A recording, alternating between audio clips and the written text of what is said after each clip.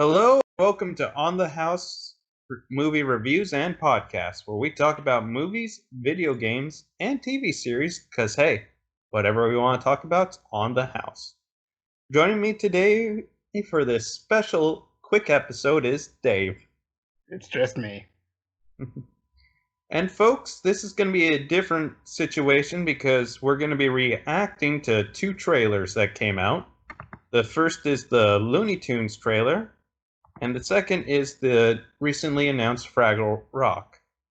So, just join with us. We'll give our live reactions to the first trailer, and then we'll discuss it a little bit more. Starting off, Looney Tunes. What's up, Dad? I'm challenging you to an arm wrestling match, rabbit. Coochie coochie coo!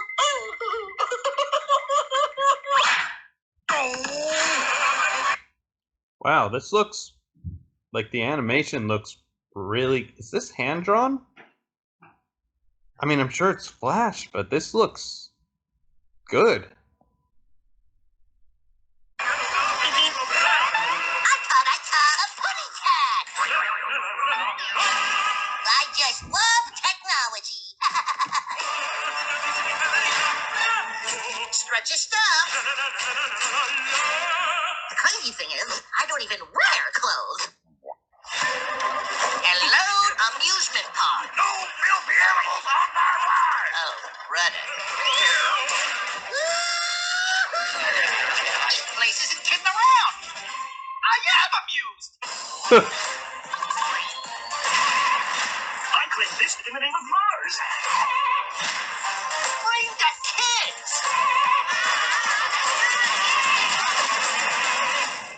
I just love these new streaming channels.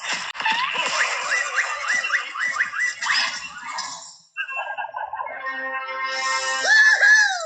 This calls for a celebration. That's it. Wow, that looks really good. That looks like old school Chuck Jones level Looney Tunes, like back when they were at their peak. Yeah, I gotta say the animation is gorgeous in this. Yeah, I mean, I'm sure it's a form of Flash animation. More I looked at it, I could kind of see where it was, but it's definitely the most hand drawn looking of those that I've seen in quite a while. And just the comedic timing and everything, this feels like the Looney Tunes.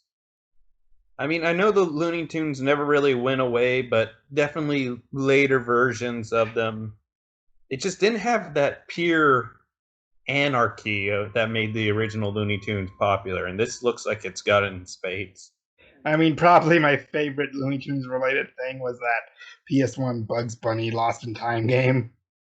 I never actually played that one, but I've heard good things about it. And yeah, it's looking like we got all the characters. I think the only one I didn't see was Pepe Le Pew and Speedy Gonzales, which I know they're not exactly the A team, but hopefully we'll get to see some of them. Hey, how long was the trailer according to like the video you watched? I think it was like a minute and a half or something like that. Oh, 'cause I wonder if we saw two different versions because yours seemed to be going on a few seconds longer. I don't know. Mine was Was Sylvester in it? I'm not sure if I saw him. you saw Tweety and Sylvester, yeah. Well, you definitely saw Tweety for sure. I mean, it was all kind of going so fast, but where there's one, there's the other. You don't break up that duo. Mm-hmm. And Roadrunner cartoons were always my favorite growing up, so I'm very happy to see those are very much present. The one thing I will say is kind of weird is anytime I see the Looney Tunes with a modern technology like a cell phone, like part of my brain just does not compute it. Well, that eventually happens to all franchises that go for decades. Yeah, for sure. It's just Like, unless you set it in a distant past or in a fantasy world, you eventually, like, even if it doesn't become the focus, you keep the setting modern. Yeah, for sure. I'm not arguing with you there. I'm just saying. For my brain growing up, the Looney Tunes I watched were all the ones from the 40s, you know? So, just a slight jump in time, but hey, it's I also used to love Space Jam, so probably shouldn't complain about it too much. Yeah. And folks, we do have a second trailer as well. This one's for Apple TV. So give us just a minute and we'll watch that along with you. That's it. It's just a short announcement trailer, but Apparently, the first episode's already online. oh, sweet. Unfortunately, I don't have Apple TV, so I'm going to have to hopefully find someone who has a password I can borrow.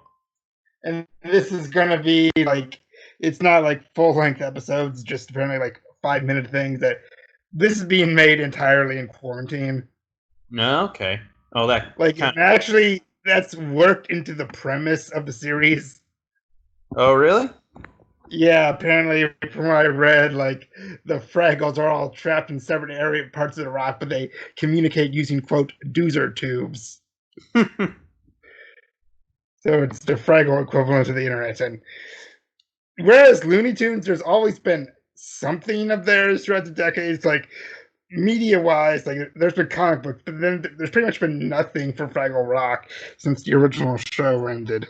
Yeah, I mean, Fraggle Rock, as much as I enjoy them, they never quite reached the levels of Sesame Street or the Muppets in popularity. I mean, they were super And popular, but it was never the evergreen printing money thing, you know? yeah, I mean, because I would say honestly, Fraggle Rock's probably my favorite of the Muppet productions from the era when Jim was alive. But Hmm. Yeah, I don't quite agree with you there, but it is a really, really good show, so I can definitely see where you're coming from. and I'm trying to think, like, since it's probably just going to be like they said, the main five and Uncle Matt. Like, okay, I know Gobo's puppeteer Jerry Nelson has passed away, and like, though I've already seen like they've had a new puppeteer do the voice in commercials a few years ago. Mhm. I think they'll probably be able to get Red's back because she reprised a role sometimes. Oh, nice. They'll probably get Boober and Uncle Matt because Dave Goliaz, I believe that's how you say his name. Like, he was Gonzo. Hmm. Yeah, I think They'll probably he's the only one of the Muppet crew that still does the voices for the Muppets, you he's know? like the last original Yeah. member still going on. I think they'll have to recast Wembley just because I guess like Stephen Whitmire got let go. Mm. And it'd be nice if they could get Moki back because I know her puppeteer like did a comic event with the puppets some years back, and I'm not sure for her. Yeah. I know it's definitely there's that little disconnect when you're used to the voices sounding in a certain way and when it's different even though it's been years you can still just almost like a audible uncanny valley if that makes sense. It just doesn't Yeah, quite match what you think it should say. Now sometimes you get used to it like with Fozzie, but other times it still keeps bugging you for a while later. Hopefully it's the first and not the second of this. I mean, truthfully, in my mind, I would mentally hear the Whitmire Kermit voice more than I did the Henson one, but Hmm. But given our ages, we were also that was the voice Kermit at the time, you know. yeah. It's the same reason for me, like, I'll only ever hear Gray Delisle as Daphne in Scooby Doo cartoons. Fair enough. Mhm. Yeah, it's all what you're used to is what makes it the voice. It's like with the Looney Tunes. I hear the man of a thousand voices. I don't hear any of the replacements that were brought in over the years. It's just so ingrained into me. That's what I should be hearing. And I mean, like, this does beg the question of, like, how many series of any kind will be made in quarantine? Like, I don't know. I think you can definitely get creative with some of this stuff. I mean, I think with the puppeteering and everything, it's a little bit easier. Because Just like they've said basically everybody's shooting their parts at their own homes, and it's going to be green screened. yeah, that was what I was going to say. You just need a green screen. It's not like you're doing a big action scene or anything. Though I do wonder, like, did this only get pitched because of the what happened, or would this have there been a different project if things were going on normally? But My guess is they probably had something else planned, but with everything that went down, I mean, let's be honest, puppeteers are extremely creative at finding ways to work around stuff. oh, It's yeah, why it bugs me that the art of puppetry is really disappearing in the media. and I legit like the Happy Time Murders from a few years ago. I had issues with the storyline, but kind of for me watching it, was more focused on the puppetry and everything, so I enjoyed it from that aspect. Mhm. I don't know. I felt like a lot of people's hang-ups were, oh no, it's a adult puppet version, and we have Avenue Q. You can't pretend this is a new thing. Speaking of which, I'm surprised that never got a movie. I guess maybe the reason that one never did was it is kind of the I've heard people say the way it's written, it's very more like mid 2000s and what it's focused on. That's true. I don't know. I just try to work in the internet as for porn song in any conversation I can. You know, I've heard of that song years before I learned where it was from. Oh yeah. Well, Dave, you got anything else to add before we shut off the recording here? Well, I'm just glad we finally have new Fraggle Rock material. Like for over a decade now, there was talks of a movie that never came, and like Yeah, it's nice to have these classic series coming back. I mean, hopefully this will also lead to something with the Muppets. Disney. that's one of my favorite side notes is that in the original script for the 2011 movie, they wanted Kermit to say at the end, and then you can see us on Thursday nights on ABC coming this fall. And when the like studios sent the script back, they wrote "nice try." Oh, if only they had snuck that in. Uh, I didn't hate the new Muppet TV show that was on. I didn't think it was anywhere near their best work, but I thought they were definitely improving on it as the series went on. I'm just glad to have more Fraggles, and Yeah, for sure. they're like the first Pop Funkos I ever bothered to get. Oh yeah, Uh huh. nice. Well, folks, that about wraps it up for this short little podcast. But we hope you enjoyed it, and we'll see you on next time. Bye. Hi, folks. Clancy here. Just want to hop on real quick before you guys click off and just say a little message that I like ending these videos with every single time, and that's just a message on mental health, and that if you're out there struggling, which there's so many reasons why you would be right now, to not give up the fight, to push on for one more day, because I promise you, it may take a while, but it will eventually get better.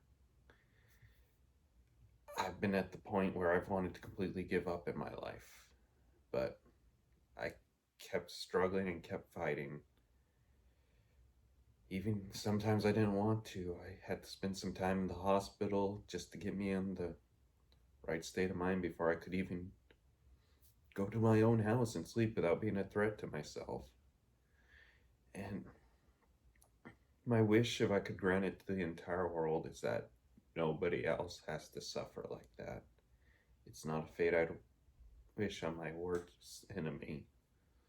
But if you are in the position where you struggle with this, just remember, it's not your fault. Our brain chemicals do things that we can't control sometimes. But if you ever do need the help, the suicide prevention number is 1-800-273 8255. Again, it's 1 800 273 8255. You're not alone in this battle. 1 in 4 adults suffer from mental health. It's time we end the stigma and raise awareness.